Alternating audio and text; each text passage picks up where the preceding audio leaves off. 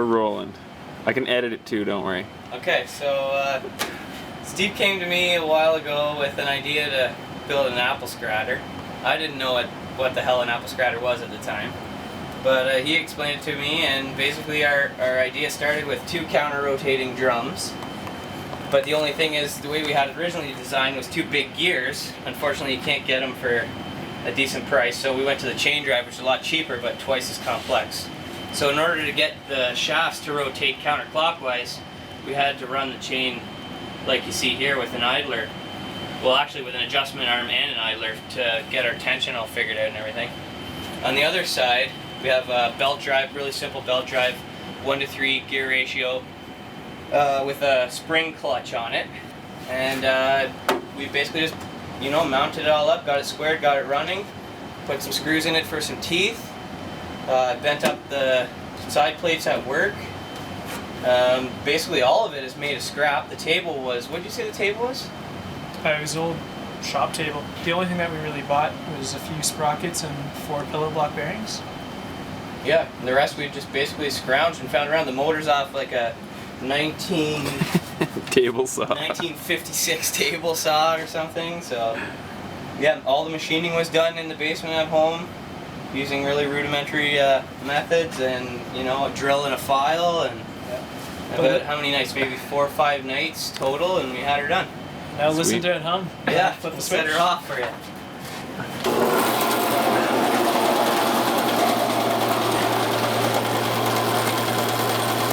Very good. This side's playing. Yeah. Throw a ton in, throw them all in.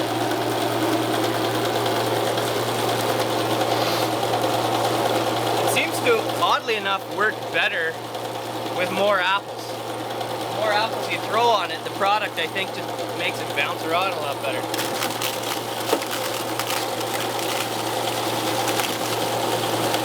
So what we're missing is a lid and a push bar. Because every other video I've seen, the guys have a push bar. So I think we need to make a push bar with a plate for it.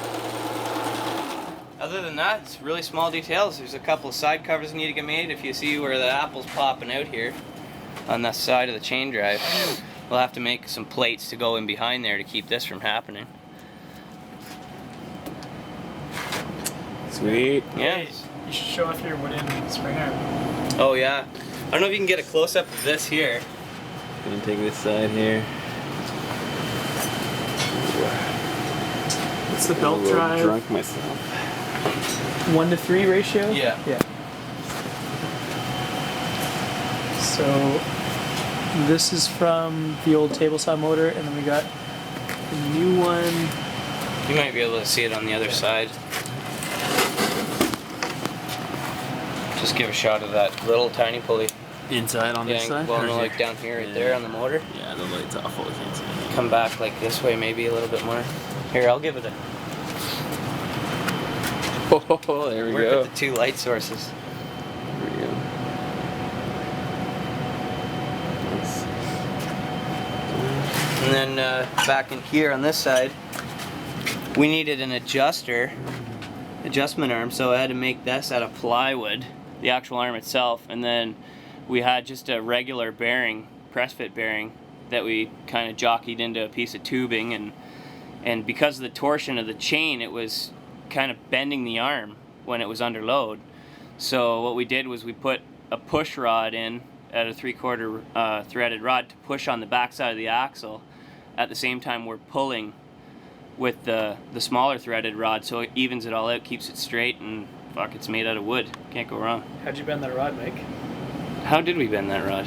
Oh, by hand. Yeah, around the pipe with a hammer. I don't even think I used a hammer. I think I just used my hands. It's pretty impressive. Nice.